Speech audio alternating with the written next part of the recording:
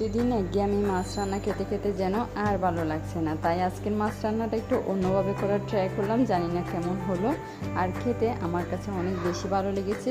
তো যাদেরকে খাওয়াইছি ঘরের সবাই অনেক প্রশংসা করেছে। তো চলো আজকে রান্নাটা আমি কীভাবে করেছি তাই তোমাদের সাথে শেয়ার করব। এই মাছটা ছিল প্রায় অনেক বড়, প্রায় 5 থেকে 6 কেজি মতো, মানে 5.5 কেজির উপরে ছিল মাছটা। তো যাই হোক, এই পিসগুলো দেখে আমার কাছে এত পরিমাণ লোভ লাগছিল যেটা বলে বোঝানো যাবে না। তো এর আগেও আমি এই মাছটা রান্না 2বার খেয়েছি, তো 2ভাবেই রান্না করেছি। তো আজকে একটু অন্যভাবে রান্না করব। চলো, প্রথমে ভেবেছিলাম কাতলা মাছের কালিয়া করব। তো আমার কাছে কাজু বাদাম আর বাদাম ছিল না, যার কারণে ওই রান্নাটা আমি স্কিপ করেছি। তো একটু এভাবে রান্না করলাম, যে দেখি কেমন হয়। তো মাছগুলোকে আমি ময় মশলা যা দরকার সব কিছু দিয়ে ভালো করে 10 মিনিটের মতো রেখে দিয়েছিলাম, যাতে করে মশলাটা ভিতর পর্যন্ত পৌঁছায়। এরপরে এপিট ওপিট করে মাছগুলোকে আমি একদম টুকটুকে লাল করে ভেজে নেব, কারণ এই রান্নাটার মধ্যে যত বেশি মাছ ভাজাটা সুন্দর হবে তত বেশি রান্নাটাও সুন্দর হবে। এর মধ্যে আমি কিছু গোটা গরম মশলা দিয়ে দিলাম, দিয়ে কিছু কালো জিরা দিয়ে দিলাম, দিয়ে অনেকগুলো পেঁয়াজ কুচি রসুন কুচি দিয়ে দিলাম, দিয়ে ভালো করে নাড়াচাড়া করে একদম বাদামি কালার হয়ে আসা পর্যন্ত আমি পেঁয়াজগুলোকে ভেজে নেব।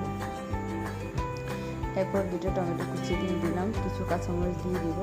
এরপরে শুকনো যে মশলাটাকে হলুদের গুঁড়ো, মরিচের গুঁড়ো, জিরা ধনিয়ার গুঁড়ো আমি সবসময় একসাথে করে রেখে দিই। তো এখান থেকে দিয়ে দিলাম স্বাদ মতো লবণ দিয়ে দিলাম, দিয়ে মশলাটা পুড়ে না যায় মতো একটু একটু পানি দিয়ে আমি মশলাটাকে ভালো করে কষিয়ে নিলাম। এরপরে উপর থেকে মাছগুলো দিয়ে দিলাম।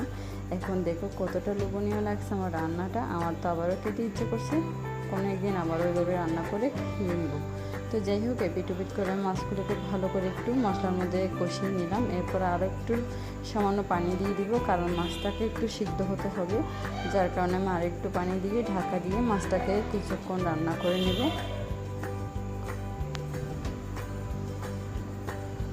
তো ঢাকা দিয়ে মাছটাকে আমি কিছুক্ষণ রান্না করে নিয়েছি। এখন চুলা থেকে নামিয়ে নিলে একদম শুকনো শুকনো হয়ে যাবে। আমার কাছে ধনিয়া পাতা ছিল না, তাই ধনিয়া পাতা দিতে পারলাম না।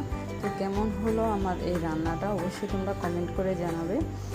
যদি অবশ্যই ভালো লেগে থাকে তাহলে অবশ্যই একটা লাইক কমেন্ট করে পাশে থাকবেন। ধন্যবাদ সবাইকে।